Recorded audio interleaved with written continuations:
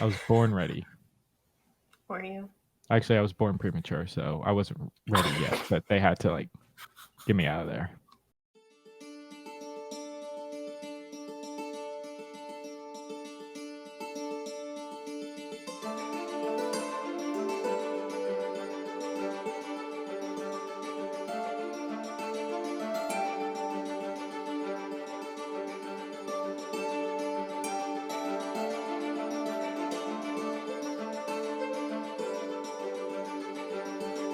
Welcome back to the Show of Requirement, a Harry Potter podcast that is all over all the web-based platforms of all sorts. Yep.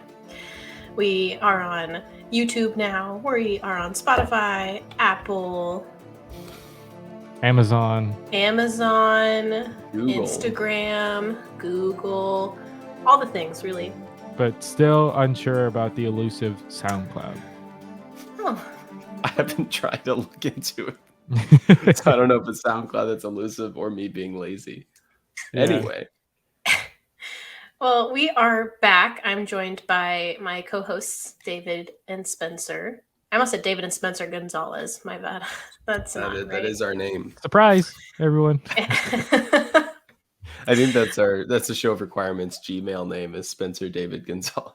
I think so. Oh, nice. That's because my middle name's David. So yeah, that's fine. Anyways, we are going to be talking about this week and the next 2 weeks after this. Yeah. 3 weeks after this? No, 3 weeks including today. Yeah, this week and then 2 more weeks we will be discussing the Wizarding World timeline. We're going to split it up into 3 parts or 3 parts, however you want to do it. Listeners who can't see me. Anyways. Yeah. Today we're going to be talking about a history of magic. So we're going to talk about basically the beginning of the Harry Potter information that we have up until 1890. And then we're going to go into the rise of Grindelwald to Hogwarts legacy, the defeat of Grindelwald in 1945. And then we're going to do the Wizarding Wars to the Marauders era, Hogwarts Mystery, Harry Potter, and the Cursed Child. Yeah, so just so listeners know, timelines are my thing. I love the tediousness of them and how ridiculous they are. So if I've done timelines for many universes now, I have quite a resume for this. If you want to hear the Marvel Cinematic Universe timeline or the DC timeline or other ones, they're all on Fandom Done Right. Fandom Done Right, yeah. So this was an explorative. I wanted to try to approach it a little more holistically instead of just listing out dates and names. I wanted to talk about why the things are important that we're including. For example, in David and because Abby's doing this episode, Abby's taken on the gracious time of naming weird wizards and goblins and wizarding schools today. I'm going to produce the whole timeline. And then David's going to talk about Hogwarts legacy to the Fantastic Beasts era. And then I'm going to talk about the Harry Potter era. When we get into the next 2, especially the last one with Harry Potter stuff, we're not going to be able to talk about every single person's birthday or every single Minister of Magic and when they were working or anything. So we're going to have to talk about what's important, what's valuable to a compendium, if you will, of the timeline of the Wizarding World. Big word there. It was a good word. It was really good. I'm not sure I've heard that word before. I've never. So we learned something new today. Yeah. I hope I'm using it correctly. I'm counting on you. I'm counting on you guys. No, I don't even know how to spell that word you just said. I could spell compendium, but yeah. Well, now I'm going to have to look up the definition. Thanks. Yeah, you're welcome. Something I'd love to say, just as I am really bad. Okay. A compendium is a collection of concise but detailed information about a particular subject, especially in a book or other publication. This is there you go. Put in the ding sound effect here. Ding, ding. And that's going to be something I do in post. Okay. Or not. What I wanted to say is I'm just so thankful that this timeline, for now, doesn't start at millions of years ago at the very beginning of time. And so not because it's fantasy. It doesn't matter. It could have started 2 billion years ago. It's just I don't want to spend half of this episode talking about how there was a wizard at the beginning of time and he did this that doesn't matter. Or like there was this battle that doesn't matter, you know, like DC and other Marvel nastiness. Right. Shots fired. I'm just, Although it would be cool to know who the first wizard was. yeah, we do not know that. Merlin's probably somewhere in there, but not the first one. No. Well, before we hop into all the madness that is not as bad as Marvel, but still a long timeline. It's long. David, do you want to talk about our different tiered categories of canon? Yeah, just really quick. Don't want to.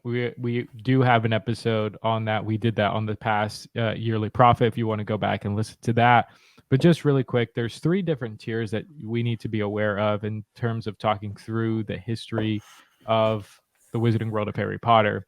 So obviously, the first tier is everything that has been written down and everything that has been said by She Who Must Not Be Named. So that's all 7 of the Harry Potter novels. It is all the Hogwarts library books. It is the short text set in the universe, so like Daily Prophet newsletters, things like that.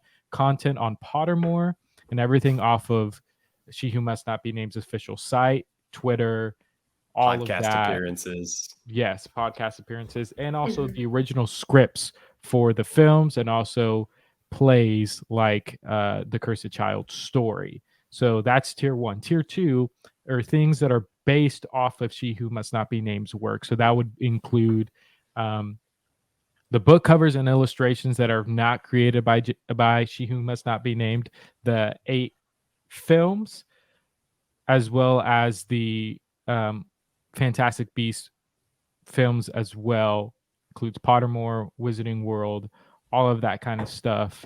And also the script for Cursed Child. That's what I wanted to make sure, because I always get it mixed up. So in tier 1's case, what version of Cursed Child is tier 1? So tier 1 is the story itself that was co-developed by She Who Must Not Be Named. And that's considered canon by her, but she did not write the play itself. So the story is tier 1. The story is tier 1, but the actual script of the play is considered tier 2. Great. So in tier 3, the last tier, it's everything that's licensed by She Who Must Not Be Named or Warner Brothers. So that includes all of the video games that are set in place. It includes the production of Cursed Child, and then the trading cards within the Wizarding World. That is like the famous Wizard cards, which is beyond the original 101 that she wrote, and also other kind of official merchandise. That all of those things are considered tier 3. Abby, would you like a pop quiz for our listeners? Would I like a pop quiz? Yeah. Yes. Are you ready? I'm going to give it to you anyway. Hogwarts Legacy is... That's tier 3. Good. Okay. So in the next episode, when listeners are like, hey, we're going to say what tier it is as we go. Yep. For your sake, listeners, just so Abby has a nice, easy time today, nothing is not tier 1 today. Everything is tier 1. We are entirely in tier 1 canon. Yes. Yep. And some of it is from weird places, but it is all tier 1. Yep. And thank you, Spencer, for pulling this information for us. Yes. Shout out to Harry Potter Lexicon, Harry Potter Wiki, and a few other sources that I deemed reputable enough. Some of them were, you gotta be careful. There's wikis for fanfics. Oh. Which the Marauders one, there's a Marauders fanfic that is not accurate, but there is a wiki for it, so it's a headache and a half. I wonder how I feel about fanfics. I don't think I've ever talked about it on this show. Never. Nope, never talked about it. I digress. Well, we'll start digging in because we got a lot to talk about. Yep, we do. So part 1, history of magic. We're starting before 100 AD. That's early, friends. It's really early. So before 100 AD, Herpo the Fowl makes the first Horcrux. And Spencer's commentary, the big evil guy in the late BCs. Yeah, such a vague thing, but it was mentioned. I assume it's not So, being named in a Herpo. podcast one time. You Great. know, we'll take what Awesome. we've got. We love this. This is great. So that was before 100 AD. We're going to skip to 900. Mm-hmm. 980 AD. Here's my first one. I would just like to apologize beforehand Yeah. to anyone who does know how to pronounce these or what countries these words may originate from. I am not cultured in many languages. So right. we're going to do our best. I don't even want to say it. Oogadoo. Yeah, I would say Oogadoo. Oogadoo. Oogadoo. Yeah. Funny enough, this school is actually mentioned in Hogwarts Legacy. Good to know. So I won't know until May, but that's a whole nother story that we'll not talk about today.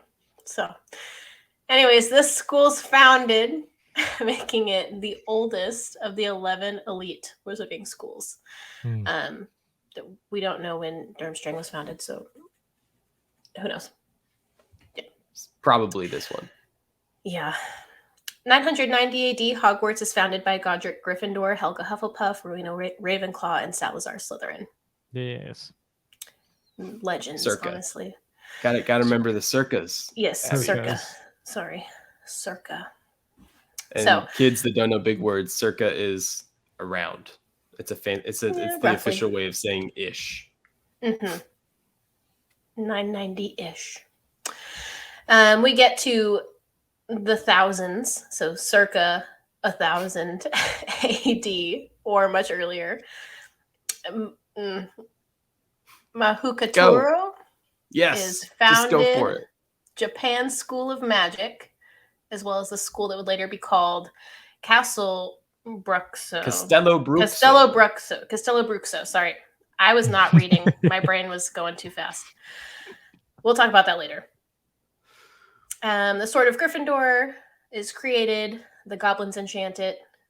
Quidditch, or the game that would be Quidditch later, starts being played by Quidditch Marsh, known due to many complaints from Gertie Kettle. Gertie. Freaking Gertie. Helena Ravenclaw also steals her mother's diadem, flees to Albania, and her love, a baron, not like we've ever heard of him before, runs after her. It wasn't bloody at this point. Right. When she refuses to return to Hogwarts, the baron, in a rage, decides to kill himself and Helena, and then becomes the Blood Baron. So we can assume that their ghosts later return to Hogwarts, where they currently remain. Such a dark story that I forget about Terrible. all the time. It is terrible. But it's a big piece of Deathly Hallows, so Yeah. it's valuable. It's true. About 100 years into Hogwarts, which, again, I forget that they lived this long. 100 years into Hogwarts, Salazar Slytherin left Hogwarts over disagreements with the rest of the founders about whether Muggle-borns should be allowed to attend the school. But he doesn't leave before making a chamber with a huge snake on the inside. Big old snake. Big old snake. A basilisk, if you will. Quote Spencer. We get to the 1200s. We're just skipping 100 years because there's nothing We're there. really just skipping along. We don't have a lot of history. 1269, Snidgets. I love this little fact. I remember when we did our Quidditch episode. This was fun. Snidgets, the yellow birds, are introduced in Quidditch over the next 150 years. This is the sad part. They were hunted and killed in every Quidditch game. Yeah. They died. It was sad. So, circa 1290 or earlier, Why is it that I always forget how to pronounce this? You guys know. It's Bo Go Battens. Battens. Bo-Batten. No, there's no X's. back. No, Bo Battens. Bo-Battens. Baxicans. Academy of Magic was founded. I think it's because when I look at the word, the X just really throws me, and I'm like, what the heck? Mhm. Anyways, 1294, the Triwizard Tournament is established between Durmstrang. Yeah, Hogwarts, and Bo-Batten. another fun fact. You actually do get to see the trophy in Hogwarts Legacy as well in the trophy room. We love that. So Yeah. That's pretty cool. I guess a couple of good things to mention. So Or the Goblet you of really Fire. don't. Sorry. Literally, there's so much this secret / not developed about Durmstrang that Yeah. 1294 is when they say Durmstrang was founded, because they say it was sometime before that, but it can't be founded the same year as the Triwizard Tournament is established. Yeah, that'd be a Right. little So bit it weird. could be the oldest. It's probably not. Also, the important person for the story that came from Bo Battens is Nicola Flamel, Mhm. Mhm. which he's about to come up because he's so old. Mhm. Yep. Honestly, watching the Fantastic Beasts movie and seeing Nicholas Flamel really cracks me up every time. Anyways, we're going to keep going. And I'm pregnant and out of breath, so we're going to try our best. So Breathe. when I talk a lot, it happens. Killing So, it. You're killing Thank it. you. Take your time. 1300s. We're still so early. So early. So this is where we begin seeing the tradition of burning wizards and witches at the stake. Mm. With very few real wizards and witches being killed because, they're witches and wizards and have a lot of ways to get out of that. Spencer mentioned using the freezing charm, or you could feel a tickling sensation instead of burning to death, leading to Wendelin the Weird getting himself caught and burned, quote unquote, at the stakes 47 He's a weird times. guy. And this is why the reading the books is so valuable, Mhm. because Yeah. that's never going to come up in the movies. Never. No. But in Chamber of Like, Secrets put or it on a little something, piece of Harry information. was going to go, I read this weird thing in my book. And I'm like, yay. That's exactly what someone More his age lore. would do. Guess what I read in this book Mm. today? Well, he's just like, he's like, Harry didn't care about the book or reading about how Wendelin the Weird got himself caught and burned at the stake 47 times. Mm. Yep. It doesn't matter. But Yeah. it's great. We got it. 1326. Nicholas Flamel is born. The man, the legend. You don't look a day over 665. He's so old. Also, around that time, Beetle the Bard writes the tales, which later turned together into the tales of Beetle the Bard. Mm. He's kind of like Wizard Homer, I guess, but like later, Yeah. obviously, in time. Right. Also, at this time, finally, those poor little birds, snidgets, can stop being hunted. The golden snitch is invented by Bowman Wright and is introduced in Quidditch matches. There we David, go. you wanna take a stab at why we know who invented the golden snitch? And I guess this might be tier 3, but Was it introduced in like the Quidditch game? no, so it's not in the Quidditch game. It's not in Quidditch Through the Ages, as far as I remember. He's on a chocolate frog card. Oh, They yeah. release the chocolate Yeah, frog yeah, cards yeah. at sometimes, and so Bowman Wright has a chocolate frog card. And it's on the back. Honestly, I love reading Yeah. those little tidbits on the You're chocolate gonna frog find cards. there are a few different things that are important. Not that this is not that important. It's not. But there's Mhm. some things that will come up that are from chocolate frog cards. Yeah, that's fair. Yeah. And not all wizards. I'm getting too Hogwarts excited. Mystery is fun with the chocolate Yeah, frog cards. It is. I enjoy it. It is fun. A little sidetrack. I ended up getting a new phone, and I got so upset because I thought my entire Hogwarts Mystery game got deleted. Yeah, it's just dropped But- all over. I would have quit. There was no way. Never would touch it again. I was able to recover it. We're all good now, but I really did have a panic. That was my biggest disappointment. I was like, I don't care if I can't get back into Netflix, but my Hogwarts mystery game. Anyways, because I spent so long. It takes so long to do anything. It does. It really does. Anyways. Watch Netflix on your phone? I mean, sometimes I'll have it playing while I do dishes because I can't bring the TV in.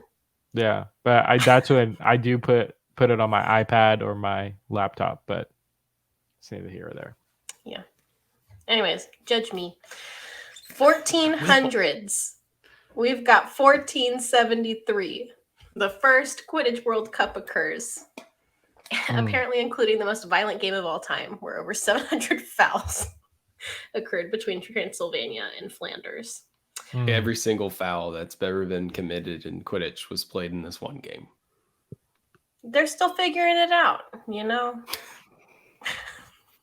It's fine. Also, when I read Flanders, I think of The Simpsons. I don't know where Flanders is. Neither of those countries exist anymore. Neither / did they? I don't know. Yeah, it's fine. 1474, we get Gringotts Bank, founded by a goblin named Gringot, however you want to say it. But there is not an apostrophe in the name for reasons, says Spencer. Sounds like she must not be named. Came up with that fact after the fact of naming the bank. But because there's no apostrophe in the name before, that she did not want to go back and correct those. Interesting. What I like is that those two things, a lot of things start to really kind of pick up here. The 1400s is a very eventous, like the first Quidditch World Cup, the Bank of Great Britain, and then the next thing. But like it's clearly like 1 year after each other. So civilization of the wizarding community is really taking off here. Yeah. In the late 1400s, early 1500s. Well, infamously, October 31st, 1492. The first exact date we'll have, and maybe the only one in this episode. Sir Nicholas de Mimsy Porpington is nearly beheaded, and then, we assume not long afterwards, takes position at Hogwarts as the House Ghosts of Gryffindor. What a guy. Oh, that was a great visual, Spencer. Thanks. Sorry, all the listeners. Well, no, the listeners got the neck pop. So, not a sound effect. But the YouTube got the full they have the full effect. Clip. Yep. We're going to go into the 1500s. 1500, Daisy Dotteridge founded the Leaky Cauldron as a connection point between the wizard and muggle worlds. Eventually, it expands into being a magical gateway to Diagon Alley as well, which is a staple wizard stop, lasting through the merging of London streets into what it is today. So exciting. We love that. Yeah, we do. So I'd love to hear your guys' comments, not on this specifically, but a theme that I started to see is how much wizards and muggles interact or don't interact in the rest of this episode. So I like the reason that Leaky Cauldron was founded was not to make a wizard not bar, but it is a bar, like a tavern. Like she made it as like a wizard. She didn't make it as a wizard tavern. She built it as, I just want to make a tavern that's good for multiple purposes. And it's like, it's on the edge of the wizarding world, but also muggles can come here as well. I mean, it broadens whether it her remained reach. that way is to be seen, but Right. There's a lot of things, especially in American history, which is coming up. Spoiler alert. Able to cast a wider net of customers, that's for sure. We're going to skip a whole 100 years again. We're going to go into the 1600s because we don't have anything else from that. Correct. So fun. St. Mungo's Hospital is founded by Mungo Bonham. Original location is unknown. 1612, there's a Goblin Rebellion in Hogsmeade. I'd like to know more about that. Do we have more information somewhere? The only thing I found on that was that the wizards holed up in an inn as their like base of operations. I assume a big part of, it would be cool to see that played out at some point, but assumably, I guess being farther away from Hogwarts, like trying to keep it out away from Hogwarts is probably a big part of it too, to protect the children. Yeah, fair. But it's mostly just that there was a Goblin Rebellion, and there's a few of these, and I wanted to kind of put some connective tissue for David as he talks about Hogwarts Legacy next time. Ooh. Moving on. 1620, Isolde Sayre sails on the Mayflower to the New World under the guise of a young Muggle man named Elias Story. Once on land,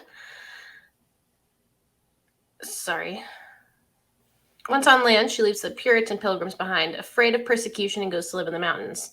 So probably the first witch to settle in the New World, alongside the Native American wizards, which already resided there. I would like to know more about Native American wizards. That sounds Keep fun. reading.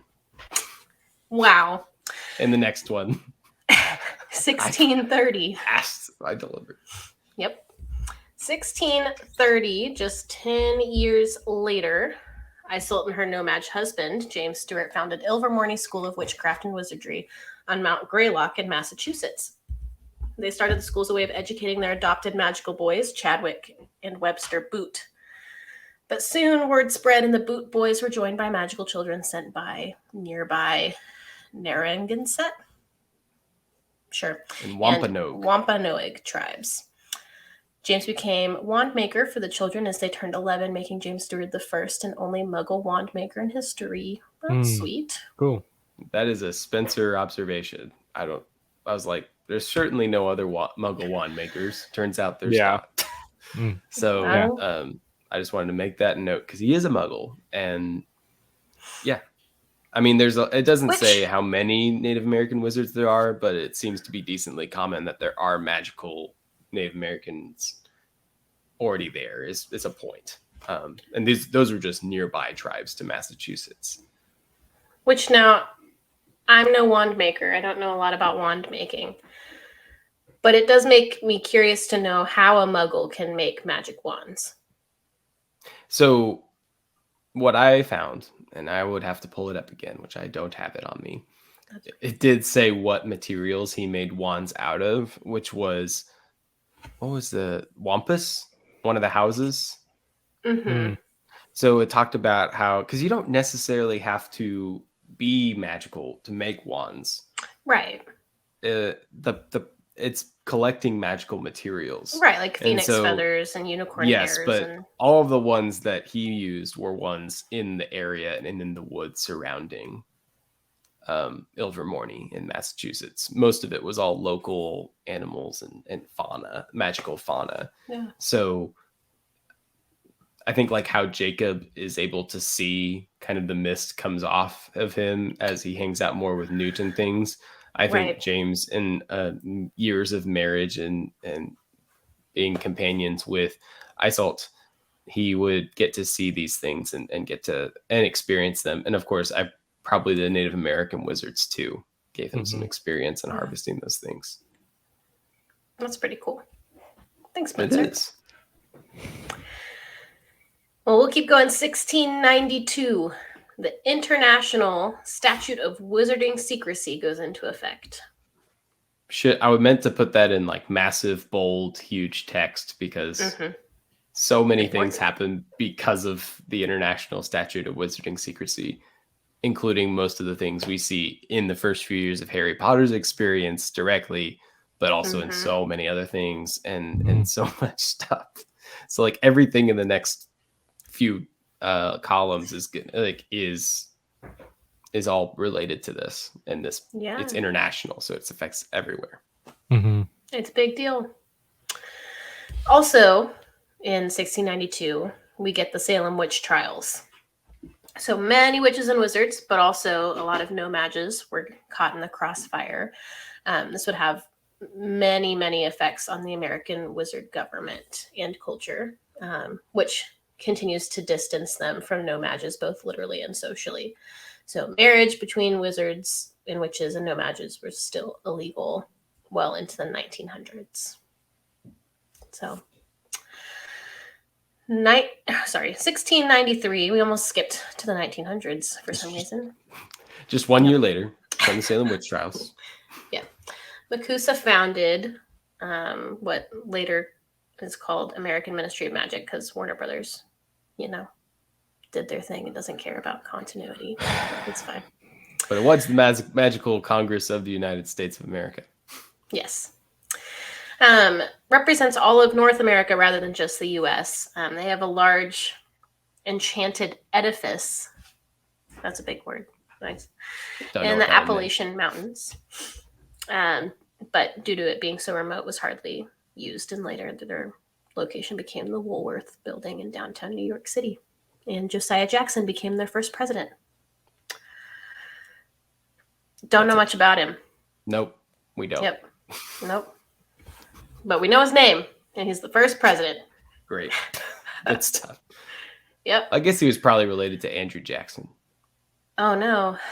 AKA not a great guy, but no. Here it is. Well, speculation for you. Mm-hmm. Anyways. Never mind. 1700s. I'm going to jump this one because it's kind of confusing. You go ahead, Spencer. This is a little speculation. Okay. So Portuguese in real life, Portuguese colonization of Brazil didn't start until the 1700s. And Castelo Bruxo is Portuguese. Like, it's not like a local language thing. And so people argue, even though there's a on Pottermore for what we said earlier, like, what was it, 980 or whatever it was, 1000-ish. So people argue, oh, but it couldn't have been built before the 1700s. So I would argue, yes, it probably was built, but it probably wasn't for the Portuguese colonizers at that point. So once that became, like, Portuguese became the language and the cultures, like, intertwined because of colonization, imperialism, whatever you want to call it, it was probably renamed to Castelo Bruxo. And so I would say 1700s is yeah, but this is probably wasn't brandished until this point in the 1700s when Portuguese started coming to Brazil. Yeah. Thanks for taking that one, Spencer. Just wanted to explain myself. Well, again, the earlier that we get in continuity and just different things that we hear, it's like, more contradictory statements. Yeah, it gets complicated. So we get to 1707. We get the British Ministry of Magic. Ulick Gamp became the first Minister of Magic, in charge of calming the waters after the continuous backlash of the International Statute of Secrecy, which, fair. It was a tough time. 1752, much larger Goblin Rebellion occurs across Great Britain. Albert Boot, another Boot. I wonder if he's related to the other Boots. Probably. Anyway. Even the monkey boot. Yeah.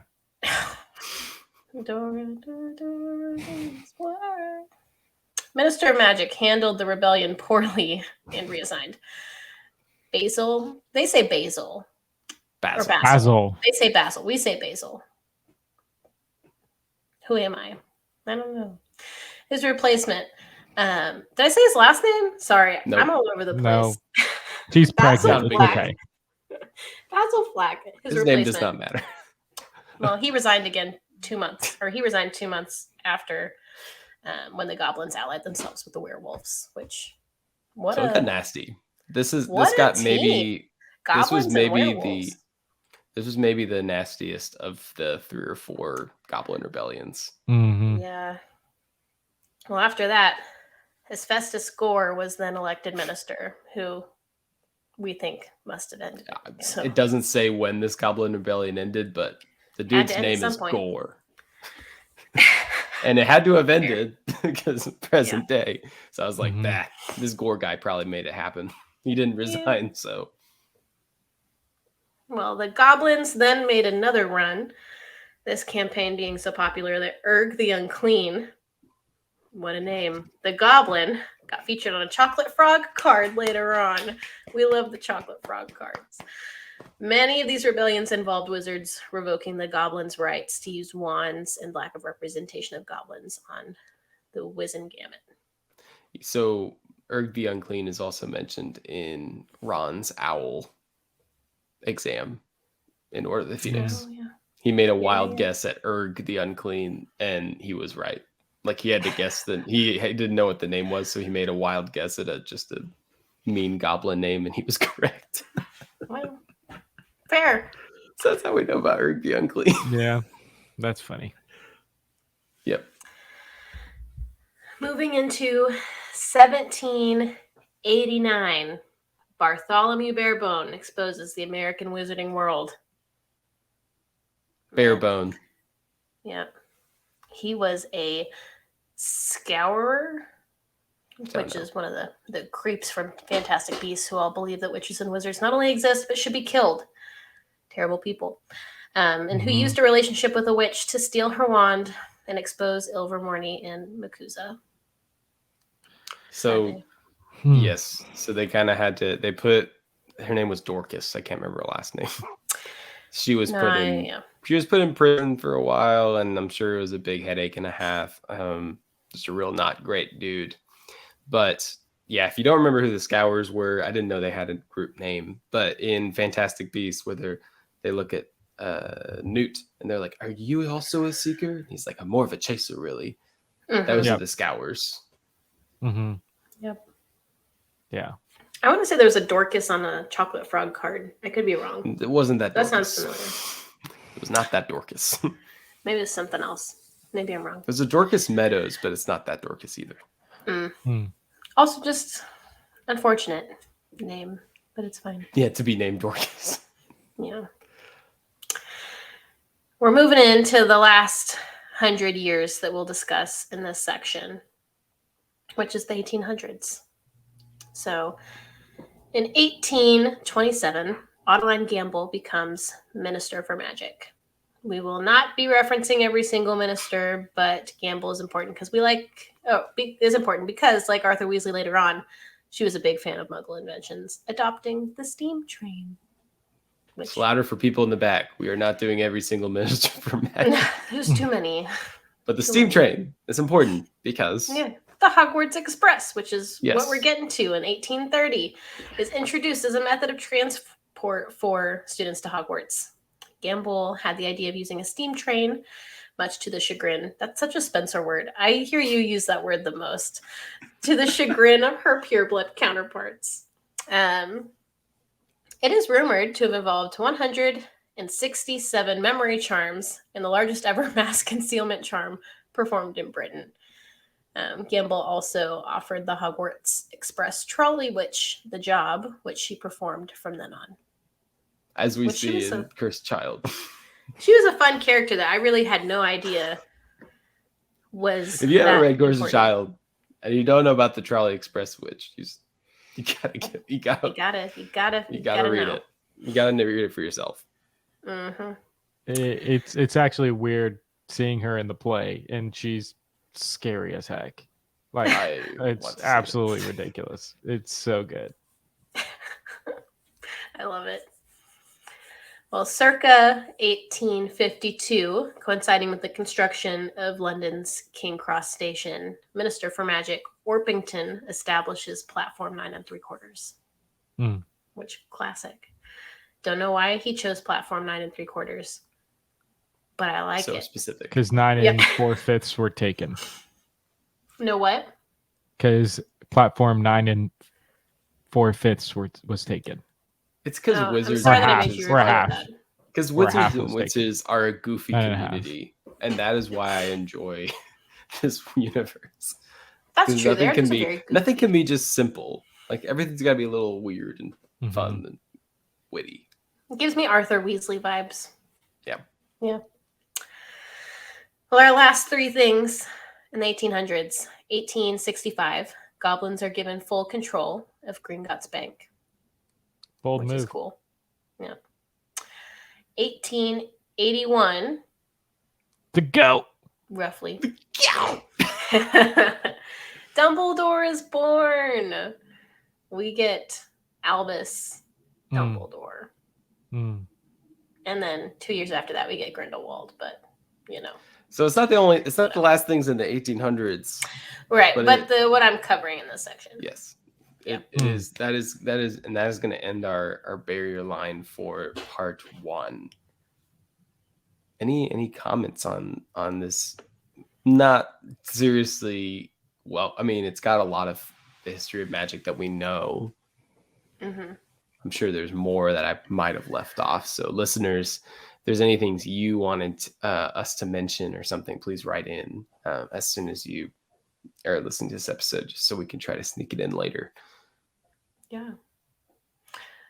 I think I'm surprised. Like, I knew that we had some history, but I think I didn't realize how far back it went and how much we had. It was pretty fun. It's like all random and not really that important. Some of it is, but It's important. Okay. I didn't just put random stuff. So no, I'm not talking about the stuff you specifically chose. Oh. I'm just talking about like all the content that we get for early on, you know. Okay, yeah. Like Herbo the Fowl or whatever. I mean, that's interesting. Sure, why not? First David, Horcrux. David, I know you're itching to say something. yeah, this probably is going to be a really hot take for some people, and hopefully for other people, this would be like, finally someone said it. He's not a fan of the nitty gritty. So this episode for me is one of the greatest arguments against the whole belief that some things that are created within these kinds of universes. So I'm talking about like Harry Potter, Marvel, Star Wars. To me, this episode gives us a great argument against the belief that certain things are unnecessary, because it fills the universe. It helps grow and expand the universe. That to me is one of my favorite things about Harry Potter, Star Wars, Marvel, is that you can tell different kinds of stories and just share some fun facts within the universes that we love. This is why I'll go to my grave saying that Solo is not unnecessary, that Andor is not that the Bad Batch is not unnecessary, the Book of Boba, like all these kinds of things. Because, and Tim said this on our very first Star Wars episode that we ever had, in terms of, or I think it was even Luke who said it too, where, you know, if we want to say that things are unnecessary, then we never would have gotten the prequels, never would have gotten the sequels, we never would have gotten anything, because those things are unnecessary. And really, even episodes 5 and 6 were unnecessary, because 4 had a beautiful ending to it and you could have just ended it there. And so I will never be a person who believes that things are unnecessary because of episodes like this, to where we just learn really cool, fun, and sometimes hilarious facts about the galaxy, but the universes that we love. And so I love the fact that we're doing something like this and we get to learn about the history of the Wizarding World. Like, that's such a cool thing. I was expecting a mean take. The time to make it. No, it's not a mean take.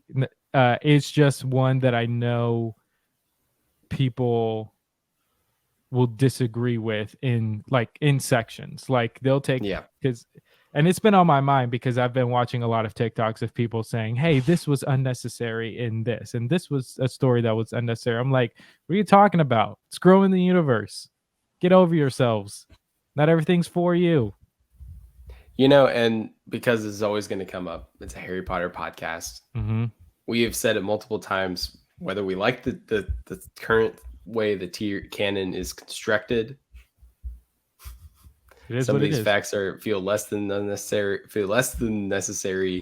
It is what it is. Mm-hmm. Mm-hmm. But they exist, and it does expand the world. For me, what I learned the most about, not that I had all these dates memorized by any means, but what I learned the most about... Spencer actually didn't use a lexicon or anything. These are all from Spencer that he just knew by heart. No research. Kind of the case for Marvel Cinematic Universe 1. And one of the facts we threw out there, Spencer completely made up. Try and guess which one it is. No. Oh, that's great. No. I could Dumbledore probably is sneak born something in there. 1881. That was Spencer's lie. Well, it was the American history. I hadn't had a chance to read all of it in a long time, / if I ever had. And so it was really cool making some observations and things about those. Yeah, and I then like learning I tried more to about find the other like not Hogwarts, the other schools. Wizarding schools. Yeah, I think that's I didn't a get lot too of much fun. about them being founded, but there's a little Mhm. bit more about the culture and stuff of those schools that we maybe could dive into a little more. Oh, that'd be Yeah. a cool episode for us to do. But also fun, just shout out if you haven't listened to, it was a ways back now, but the Marauders writing room series, David Mhm. and I got into the second one, the Marauders journey, is about wizarding schools primarily, is what that story Mhm. is Mhm. written around. So Yeah. it'd be a fun thing to check out. Yeah. That is tier 3 or Mhm. tier 4 for sure, but it does not contradict too much of the timeline. So Yeah. But I'm sorry if this isn't your thing. Next week and the following we're gonna talk about the universe stuff, the stuff Mhm. we've seen with our eyes, Mhm. which 'Cause this we were stuff is all there. this is all But conjecture. again, this is still universe stuff. This is It canon. is. This is year one. And I think And a that lot that's of this- so yeah. cool. This is A lot of this is- necessary. Some of this is Pottermore, but a lot of this is just random Harry reading something in class, or between dozing off and Professor Bin's droning lectures about the Goblin Rebellions, which, yes, is probably why we don't know anything about the Goblin Rebellion, Fair. because Harry Mhm. slept Fair. through all of it. Yeah. So it's all good stuff. It's all fun. Which, say what you will about She Who Must Not Be Named, but I'll give her that she was really creative, and she would just throw in these tiny nuggets of just random wizarding world facts. Again, Yeah. world building I think is so cool.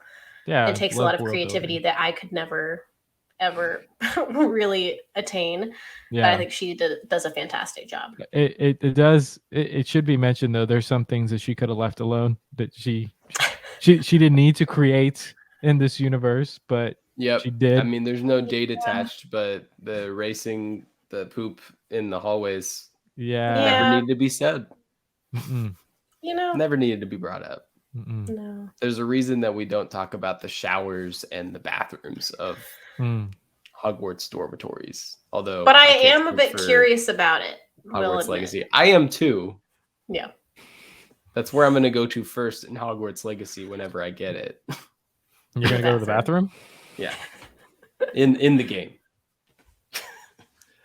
There's been a Nice. couple of times where I've accidentally walked into the girls' lavatory because I took a wrong turn. Well, Moaning Murder wasn't there, I hope. She's actually my best friend. We hang No, out all she the We're can't time. messing be with there. continuity. Yeah. Yeah, Doesn't make it's- sense. I will be so pissed if she is, though. She's not in I would- there. She is I would not. be, though. She has not shown up at all. No. You know what I forgot to put Peeps on is this? everywhere though. I forgot to put Abby and I's house ghost. I don't know if there's a Oh, date yeah. attached, though, to when the Fat Friar actually came to Hogwarts. So Yeah, I don't know. I'll find that out for next week. He is not the greatest. greatest goat. He is not. He is not. The best. The goat. He's not. He's not. No, he's not. Well, any last comments on what we talked about today? Tune in next week for more Wizarding World timeline stuff. That's Yeah. all we're doing this month. If this Yeah. is not Yep. your thing at all, come back next month. Yep. Just kidding. We're doing Get outta Hogwarts here. Legacy This is not your to the thing. defeat of Grindelwald in 1945. So Which is the greatest time period of all storytelling got a in the lot to Wizarding cover. World of I Harry had to give it Potter. to you, David. I debated I'm who was so going to happy get about what. this. I had to give that period to David, and I decided for myself to take on the worst part. So No. Abby has in the 1600s, these things happened. But then I have Uh-huh. in this month, and then in this month, and then in this day, and then in this week.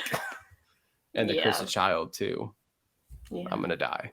Yeah. Wild. You're gonna have a great time. Yeah.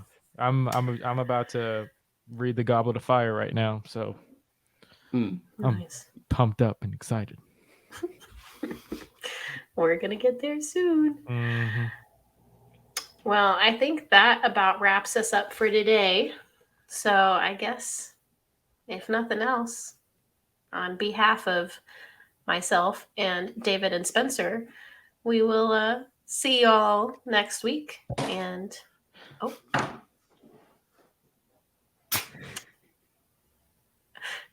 I don't even know how to describe what just happened for listeners, but we're going to keep going. So on behalf of David and Spencer, I'm going to end this with Mischief Managed. Bye, guys.